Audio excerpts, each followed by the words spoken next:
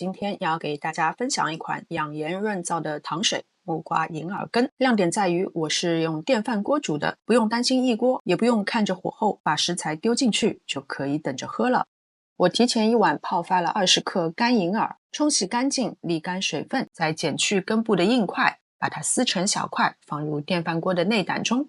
撕成小块的银耳炖煮更容易出胶。再加入20克洗净的干莲子，6颗红枣。红枣呢，我都习惯用小刀划开，让它释放味道。接着加入800毫升的清水，然后启动电饭锅的煮粥模式。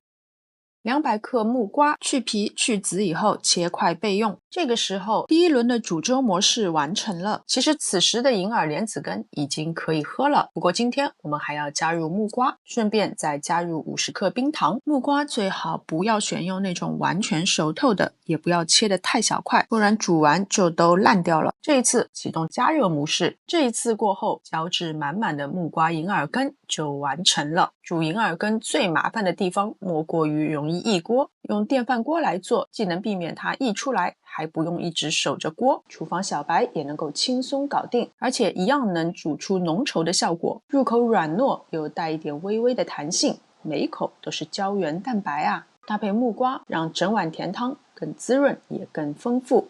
好了，今天的视频就到这边，非常感谢大家的观看，我们下次再见。